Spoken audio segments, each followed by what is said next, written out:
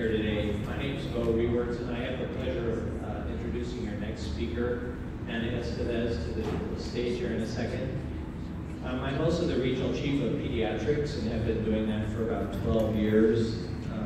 And one of my passions, ever since I trained at LA County USC, is to use my skills as a pediatrician to try and address the abuse that we occasionally see, either in families or addressing new mothers who might be experiencing that. But last spring, I had a really good relationship with Ana and her son, Piki. I had the pleasure of being his doctor from the day he was born until last spring when his father elected to savagely remove him from the face of the earth. And, it really, Ana is a wonderful mother. She had an incredible career outside of the home as an incredibly successful high school principal. I had many experiences of caring for her and her son and witnessed that firsthand. And now to see her taking that savage event and turning it over and using her skills to try and prevent this horrible thing from happening to another parent or family. And so I welcome you to listen to Ana and her story and the incredible work that she's doing. It's such a privilege to know her and to be having worked with her and with her son, but now to see what she's doing to try and turn that savage event into something more positive. So Ana, please come to the stage. Thank you.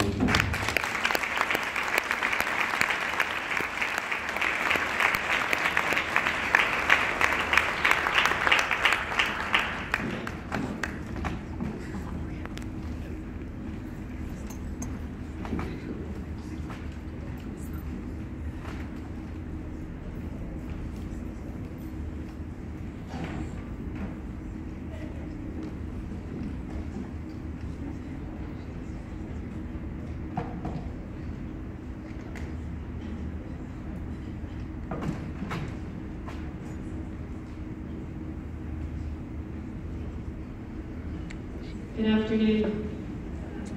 Afternoon. Try that again. Good afternoon. Good afternoon. So before I begin, I do want to ask everyone to stand and take a 15-minute stretch.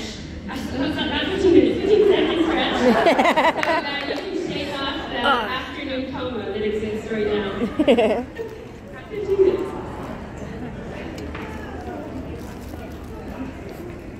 I'm preparing.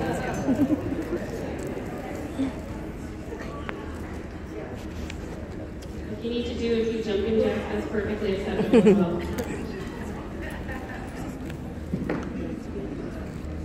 Thank you, everyone, and thank you, Dr. Rewerts, for your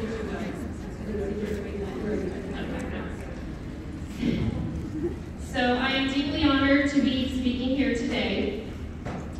I would like to take a moment to thank Kaiser Permanente and all of you for being courageous and compassionate leaders in the fight to prevent family violence and abuse. My purpose here today is to share my personal testimony, advocate for change, and I'm trying to change the slide, and provide an opportunity for you to discuss how the murder of an innocent child can influence how you approach future interactions with family and children. Family violence is an epidemic that is sweeping through our nation, and innocent children are the greatest victims. There are no set boundaries or restrictions on who is eligible to be a victim, and there are no exemptions. The map that you just saw is an infographic of the children murdered in the United States by a parent since 2008. This page that you're looking at here is the list of the names of those children, along with their age.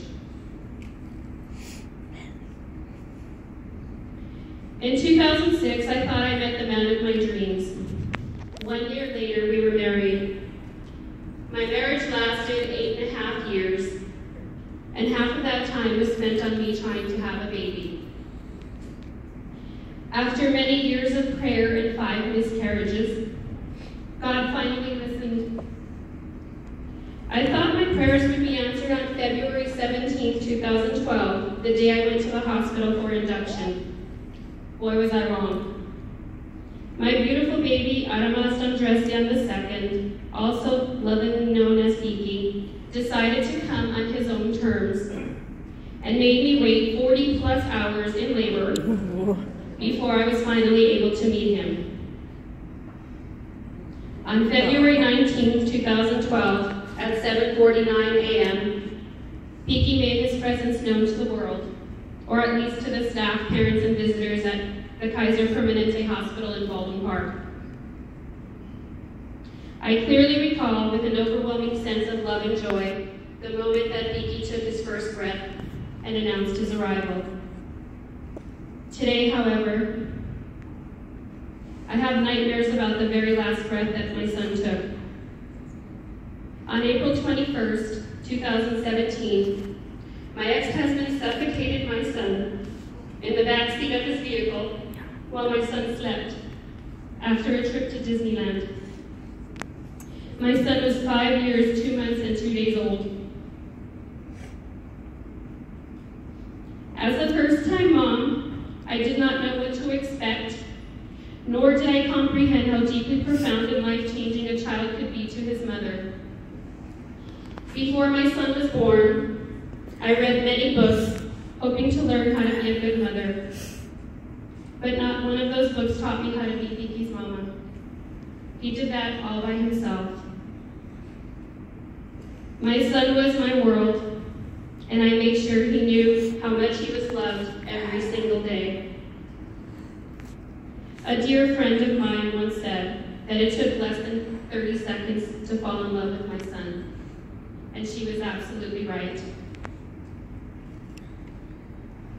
Kiki was an incredibly gifted child with a genuine spirit that brought a smile to every person he met. By the age of 4, he was able to add, subtract, identify all upper and lowercase letters, identify shapes and colors. He knew how to write his first and last name, which wasn't easy. And he had a deep love for books and technology. His favorite stories were The Three Little Pigs and Dr. DeSoto. How appropriate. He loved to role play and always made Mama be the big bad wolf. He also loved when I would huff and puff and blow him kisses. My son had an adventurous spirit and was always open to trying new things. He was often referred to by others as being an old soul. One of Kiki's greatest passions was baking. I can assure you, however, he didn't inherit that from me. Cupcakes and chocolate chip cookies were his specialty. On holidays, Kiki would insist on making something, anything, so that he could share it with family and friends. He took great pride in his work, decorated his cupcakes with love, and reminded everyone that he was practicing to be a baker. When he wasn't playing with his younger cousins, he would spend his time monitoring how quickly his baked goods were being consumed. If the guests weren't gobbling them up as quickly as he felt they should, Kiki would take hold of the tray and distribute the items himself. That's cute. He would also stand patiently in front of each person until every crumb was consumed. That's cute. My son loved life, and he was and still is the love of my life. I miss the funny faces, the beautiful butterfly kisses, and the selfies that he always insisted on taking. I miss smelling his unique scent, and I miss hearing, "I love you, Mama." Kiki had a vivid imagination and always looked for an opportunity to act silly and make others laugh. He thoroughly enjoyed playing dress up and would often put a towel on his head and say, "Look, Mama, I have hair like Rapunzel." Every time I look at the third picture there, it somehow reminds me of Elvis Presley. My son loved hats. Fedoras, top hats, beanies, cabbie hats, cowboy hats, and even Davy Crockett hats. You name it, he wanted to try it on. Needless to say, he accumulated a hat collection that would make the Queen of England very proud. Kiki found joy in the arts and the outdoors. We frequented our public library, and one of the first things he would do was scope out the puppet theater. I was amazed time and again at how obliging adults and children were when my son would invite them to watch his puppet shows. He loved to go exploring, as he called it, and had the extraordinary ability of absorbing his surroundings and recalling places with intricate detail. My son also loved Pennsylvania and spoke often about wanting to go back to visit again and again. Of all places, go figure. I can say that, I'm from Pennsylvania. Life was blissful with my son, and our mantra for one another was Piki and Mama, Mama and Piki. On April 3rd, 2016, I told my ex-husband that I wanted a divorce. Although he pretended to be distraught, he actually began plotting how he was going to hurt my son and me. Piki and I moved out of the family residence 15 days later. This is when the abuse and erratic behavior grew exponentially. Both my son and I became targets because family courts default to the belief that custody should be shared equally, and I could no longer protect my son the way he needed to be protected. The physical and emotional abuse toward my son began shortly thereafter. After spending custodial days with his father, Piki would often return with questionable bruises on his body. Bruises that were not typical of those you find on a 4-year-old. When asked how he got them, he would often say, "I don't remember," or "Daddy gets mad when I tell you things." When I reported to the bruises during an urgent care visit, I was told, "He is 4 years old. They get bruises all the time."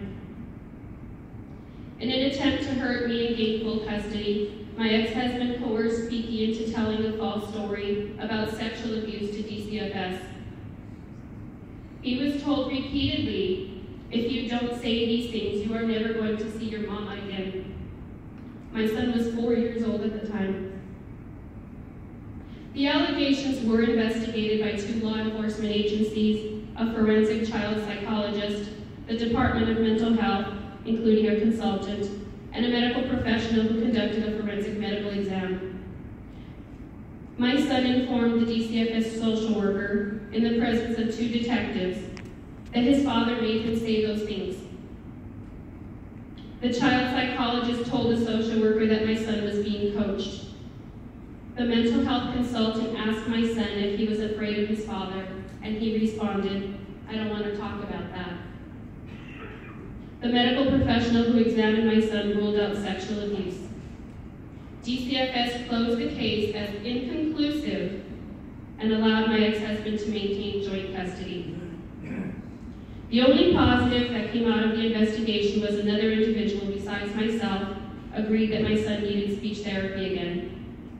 Piki initially started speech therapy at age 2, and when I attempted to change agencies after a 1.5 years of therapy, his father insisted that we discontinue speech altogether.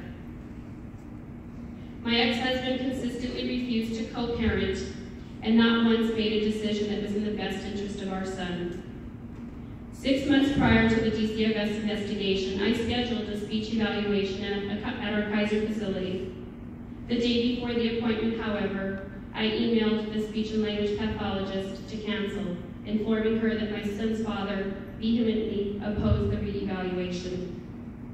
When DCFS documented my son's speech was difficult to comprehend, I used that as leverage to schedule a re-evaluation. And that took place in November of 2016. On the day of the assessment, I requested to speak privately with the speech and language pathologist. My ex-husband was peeved and very vocal about his opposition to my request. Hesitantly, she agreed, but appeared very apathetic when I attempted to provide background information, including the reason for canceling the previous appointment. As part of our intake, she asked if there were concerns regarding my son's speech. His father said no. "I just want him to interact with others. His mother is not allowing him to enroll in school." When I was asked explicitly shared the consonants and blends that my son had difficulty pronouncing. My son was diagnosed as having a severe articulation deficit. He began speech therapy thereafter. At the end of the appointment, the speech and language pathologist requested that we choose an agency to provide speech therapy. I informed her that I was not prepared to make that decision at the moment and that I wanted to research the agencies before I made a selection. Of course, my son's father viewed my request as being defiant and refusing to agree to therapy. He stayed behind after the appointment and engaged in a private conversation with the speech and language pathologist. The next morning, I received a call informing me that my son was being assigned to a facility in Montebello. When I opposed the assignment and reminded her that I wanted to research first, her response was, "Patients do not get to choose an agency." I was extending it as a courtesy. When my ex-husband's attempt at full custody failed, he tried to hurt us in other ways. My son informed me that his daddy would kick him on his bottom. He would squeeze his cheeks hard and yell in his face, telling him he was a bad boy. He also told me, "Daddy wants to hurt you, Mommy, so you can go to the hospital." I filed a report with law enforcement and DCFS. 2 police officers interviewed my son, and he described the abuse in great detail. He was also interviewed by another social worker, and during the debriefing, the social worker informed me that my son did confirm the allegations and shared additional information, details that I was not aware of. The social worker also stated that none of what my son reported was enough to change custody. It was simply bad parenting. "We will talk to his father," was the outcome of the investigation. In December of 2016, I filed for a restraining order against my ex-husband. The judge was provided a copy of the police report documenting that my son was coerced into lying, the report from the Department of Mental Health stating that my son was being coached, as well as the outcome of a medical exam that ruled out sexual abuse. In addition to the documented evidence, I subpoenaed 3 law enforcement officers to testify. The family court judge, however, saw things differently. Actually, he didn't see anything at all. He disregarded the evidence and ruled against allowing testimony from the officers, stating that they were there for custody reasons and not abuse. The restraining order was denied, and so was my request for sole custody with supervised visits. A few days before Christmas of 2016, my son asked, "Mama, are we going to be a family again?" Surprised by his question, I responded, "What do you mean, honey?" He said, "Are you and Daddy going to get back together again?" I responded, "No, Papa, you and Mama are going to have our own house, and Daddy is going to have his own house, and you will visit Daddy." My son shifted his gaze downward, and I noticed that he had doubts. I then asked, "You know that Mama and Daddy love you, right?" He hesitated and finally responded, "Yes." I then said, "You know Mama loves you with all of her heart, right?" And he said, "Yes." And I then asked him, "You know Daddy loves you, right?" And he said, "No, but I love him." When it was time for him to return to his father, my son repeatedly asked to stay with me. On one occasion, as I was preparing the shower before a custody exchange, I asked my son to take off his clothes, and he did. I reached into the shower to check the water temperature, and when I turned around, he was gone. I searched for him throughout the house, and I finally found him in the fetal position behind the bed. When I said, "Papa, come on," "You need to take a shower, we're going to be late." My son replied, "Please don't make me go, Mama." On February 28th of 2017, my son had his 5-year physical exam. Approximately a week before the appointment, I contacted Dr. Reworks to provide a frame of reference and discuss concerns that I had. I shared that his father refused the annual flu shot, a vaccine that my son had every year prior. My son gained almost 10 pounds since his previous exam, which was very concerning. I also requested that the issues be addressed during my son's appointment, but to approach the topic in a manner that appeared that it was coming from him and not me. On April 12th and 13th, 2017, we returned to court for a parenting plan assessment, or a PPA. The night before, I sat my son down to explain what was going to take place the next day. After I finished, Kiki asked, "Mama, are you going to get married again?" Blindsided by his question, I said, "No." "Why do you ask?" He answered, "Because Daddy told me you were going to get married again, have another family, and you won't want me anymore." During the PPA, I shared with the evaluator that my son was afraid of his father. I elaborated on the emotional abuse, including the verbal threats. I informed the evaluator about the physical abuse and showed extensive documentation on his refusal to co-parent. I provided irrefutable evidence documenting his lies and despicable behavior. I requested sole custody with supervised visits. Once again, the evidence was ignored. My request for sole custody was denied, and the order for 50-50 custody remained.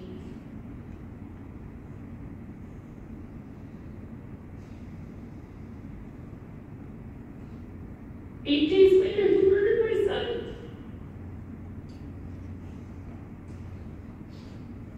On April 22nd, when my ex-husband failed to show up for a custody exchange, I feared the worst. I called the police to file a missing child report. After information was run by police, I was informed that my ex-husband was found earlier that morning, unconscious at a park in South Pasadena. He was taken to the hospital on a 5150 hold and later arrested. First responders reported that he was intentionally non-responsive. When I asked about the whereabouts of my son, the police officer told me there was no sign of Kiki and that his father reported not knowing what happened to my son.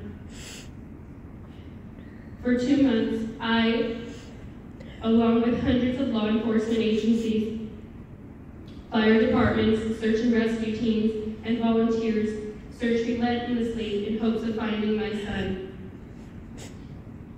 I believed that my ex-husband abducted him, as he had threatened to do during our marriage. Never did I imagine that he would hurt my son. I did fear for my own safety, however. On June 23rd at approximately 1:30 p.m., I received a call from the lead homicide detective informing me that my ex-husband was arrested in Las Vegas on a murder no body charge. Hearing that law enforcement believed that my son was murdered was the most difficult and heart-wrenching thing I've ever had to endure. Needless to say that in a split second, my world came crashing down. A close friend contacted Kaiser and explained the situation and my condition at the time, and requested a prescription for anxiety and sleep. She was told they could not fill the prescription, even though a previous one was issued after my son's disappearance. I was told I had to go to the emergency room and wait if I wanted medication. Over the years, I had developed trust and a positive rapport with Dr. Reworks. When my son first went missing,